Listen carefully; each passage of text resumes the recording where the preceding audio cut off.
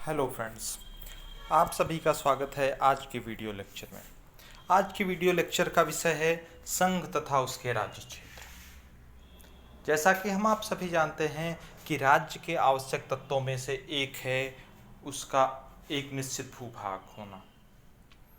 प्रत्येक राज्य का एक निश्चित भूभाग होता है, ठीक उसी तरह भारत संघ का भी एक निश्चित भूभाग है। संविधान के भाग 1 में संघ तथा उसके राज्य क्षेत्र के बारे में बताया गया है।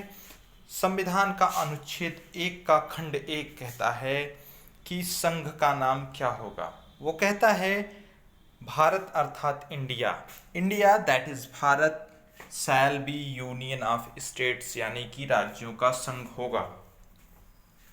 इसमें दो बातें आती हैं। पहला, भारत अर्थात India, India that is Bharat, और दूसरी बात आती है कि राज्यों का संघ होना।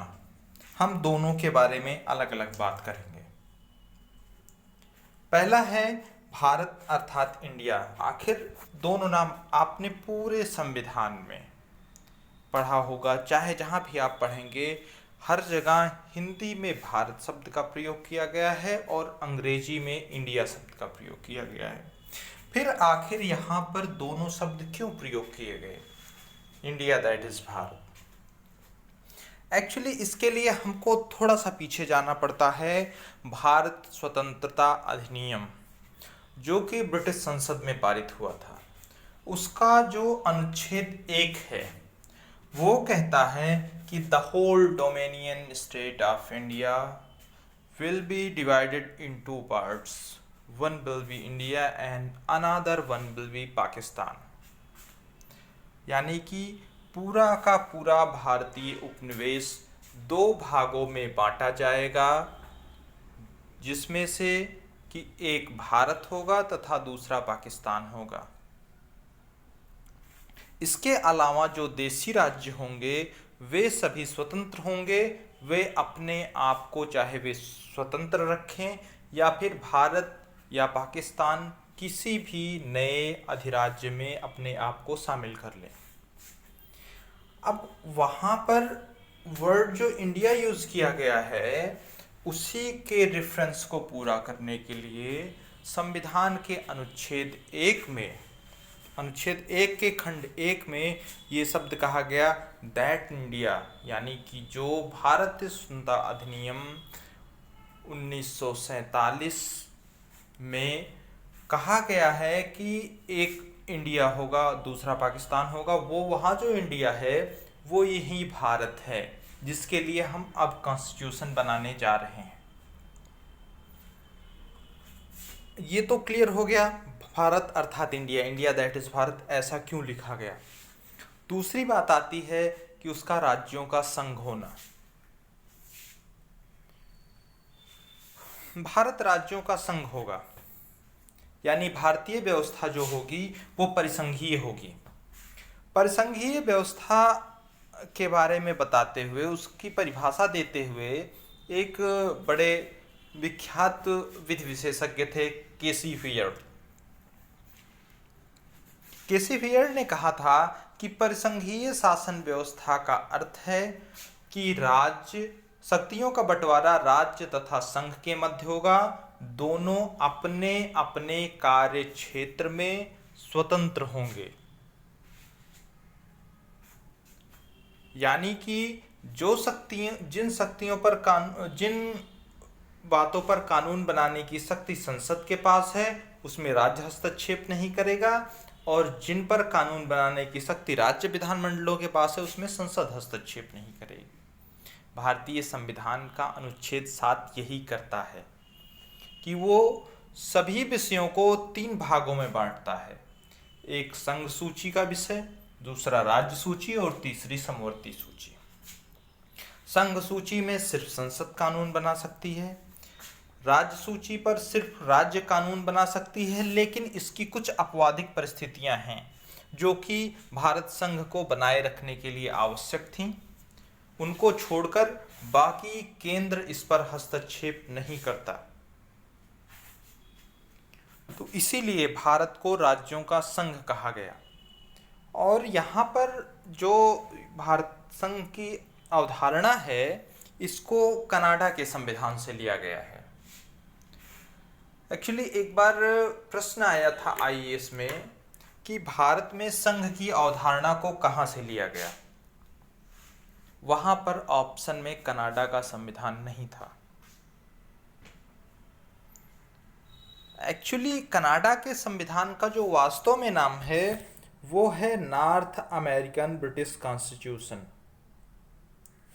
यानी कि नॉर्थ अमेरिकी ब्रिटिश संविधान, उत्तर अमेरिकी ब्रिटिश संविधान उसका नाम है।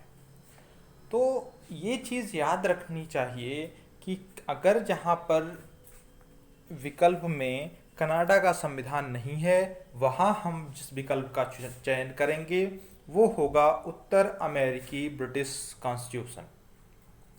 भारत के संघ की अवधारणा यहीं से ली गई है। आगे हम बात करते हैं संघ के राज्य क्षेत्र की। अनुच्छेद 1 का खंड 2 और 3। पहला जो खंड 2 है वो बताता है संघ का जो राज्य क्षेत्र है वो पहली अनुसूची में वर्णित है। पहली अनुसूची में 1956 से पहले इसके 3 खंड थे पहली अनुसूची के। उसमें खंड का के राज्य, खंड ख के राज्य और खंड ग के राज्य। लेकिन 1956 के बाद जब राज्यों का पुनर्गठन किया गया तो फिर वहाँ पर प्रथम अनुसूची को सिर्फ 2 भागों में बांटा गया। पहला है राज्य, दूसरा है संघ राज्य क्षेत्र। अब जो खंड 3 है अनुच्छेद 1 का वो ये बताता है कि संघ के राज्य क्षेत्र में क्या क्या शामिल है। वो बताता है कि संघ के राज्य क्षेत्र में 3 चीजें शामिल हैं। पहला राज्यों के राज्य क्षेत्र, दूसरा संघ राज्यों के राज्य क्षेत्र और तीसरा है अर्जित राज्य क्षेत्र।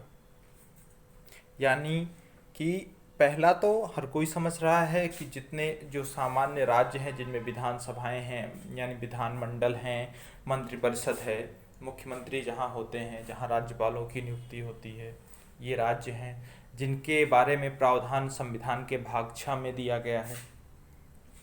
और दूसरा है संघ राज्यों का राज्य क्षेत्र, यानी जो संघ शासित राज्य हैं उनका राज्य क्षेत्र।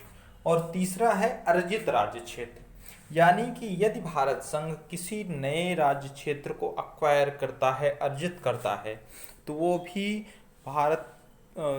भारत संघ के राज्य क्षेत्र में शामिल हो जाएंगी। जैसे पहले गोवा, दमन दीव जब भारत आज़ाद हुआ तब भारत में नहीं था।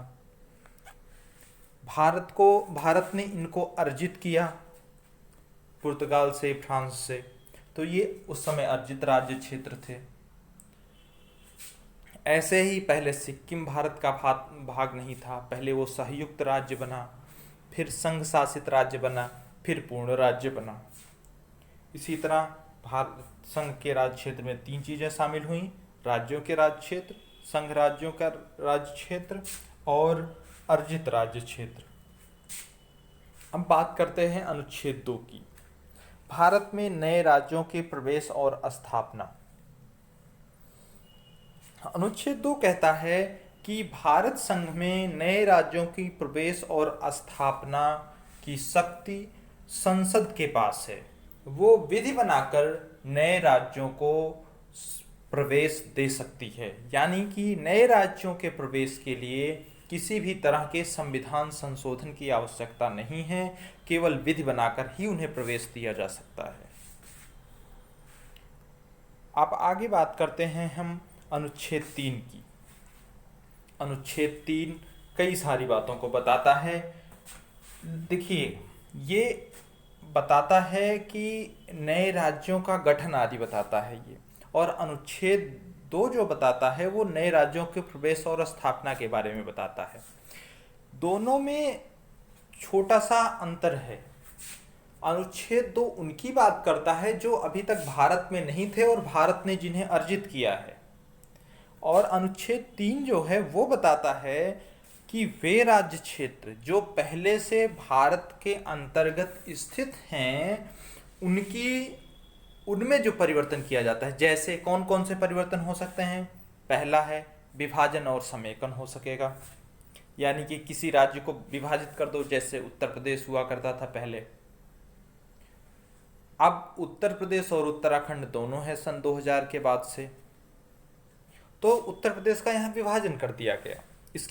इसकी शक्ति किसके पास है? संसद के पास है। दूसरा है समेकन। समेकन क्या होता है? दो राज्यों को एक साथ मिला देना। अभी हाल ही में दो संघ शासित राज्य थे, दादरा एवं नगर हवेली, दमन एवं दीव, दोनों को एक में मिला दिया गया। दादरा एवं नगर हवेली था, दमन एवं दीव हो गया। ऐसे ही किसी राज्य के क्षेत्र को बढ़ाना, कि जो राज्य वर्तमान है उसमें कोई और क्षेत्र जोड़ देना।